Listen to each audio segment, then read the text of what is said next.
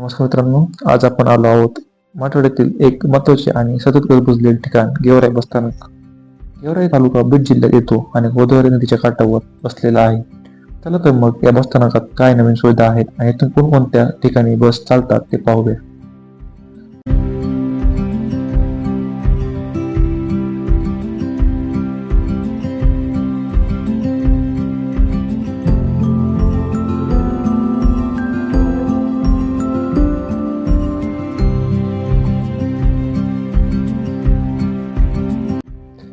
नमस्कार मित्रांनो, आजचा व्लॉग सुरू होतो बीड शहरातील सर्वात प्रसिद्ध आणि माझ्या आवडत्या ब्रेकफास्ट पॉईंटवरून. इथलं खाणं इतकं टेस्टी असतं की प्रत्येक ट्रिपची सुरुवात मी इथूनच करतो. आणि आपण पाहू शकता की इथे किती गर्दी आहे. आणि हो, लवकरच मी फूड ब्लॉगिंग देखील सुरू करणार आहे. थोडं हिंट देतोय, पुढच्या व्लॉगमध्ये कदाचित एखाद्या नवीन स्पॉटला भेटी देऊ.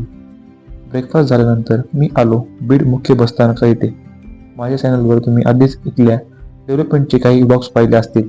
आज पुन्हा एकदा इथल्या प्रगतीचं काम बघायला आलो आणि कळलं की बसस्थानकाचं काम आता अंतिम टप्प्यात आलं आहे. हल्ली इथल्या सुविधा, स्वच्छता आणि बदल खूपच चांगले वाटतात. थोडी वाट बघितल्यानंतर बीड ते छत्रपती संभाजीनगर बस आली आणि मग मी माझा प्रवास सुरू केला गेवराईकडे.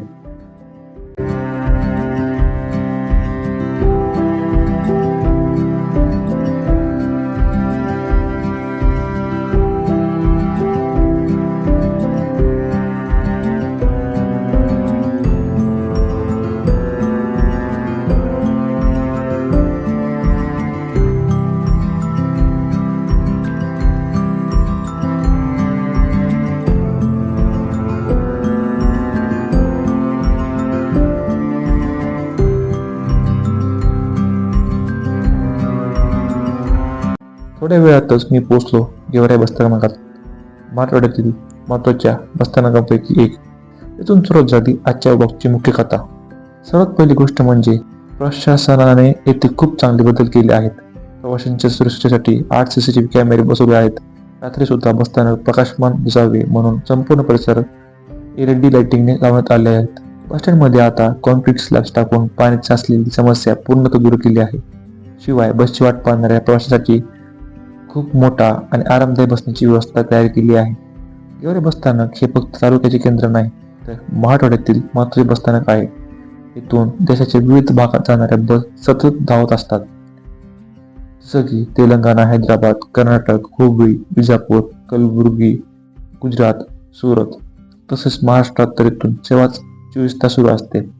सर्वप्रथम बीड, छत्रपती संभाजीनगर, पुणे, आळंदी, नांदेड, परभणी, हिंगोली, जालना, अंबड, माजलगाव, परळी, तुळजापूर, धुळे, सोलापूर, कोल्हापूर, सांगली, इचलकरंजी, पंढरपूर, अमरावती, जळगाव, नाशिक, त्र्यंबकेश्वर, शिर्डी इत्यादी ठिकाणी इथून बसेस जातात.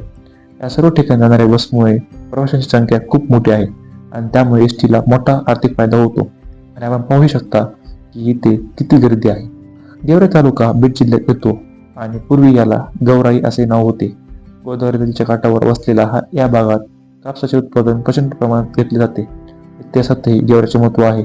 गेवराई तालुक्यातील आशिष भवन येथे 10 ऑगस्ट 1763 रोजी मराठे आणि हैदराबादचा निजाम यांच्यात प्रसिद्ध युद्ध झाले आणि यात मराठ्यांनी मोठा विजय मिळवला होता. गेवराईपासून 12 किलोमीटर अंतरावर तलवाडा तर पारडशंकीसारखी गाव RM 211 मार्गावर येतात. सुरक्षा, स्वच्छता आणि उत्तम सुविधा या सर्व गोष्टींमुळे गेवराई बसस्थानक आज प्रवाशांसाठी एक विश्वासार्ह ठिकाण बनले आहे. ब्लॉगचे सर्व शॉर्ट्स पूर्ण केल्यानंतर मी पुन्हा बीडकडे निघालो. पण यावेळेस प्रवास हा शासनाच्या बसने नाही, तर माझ्याच एक जवळच्या खास व्यक्तीच्या कारने केला. छान गप्पा, छान ड्राईव्ह आणि एक छान दिवस आनंदात व्यतीत केला.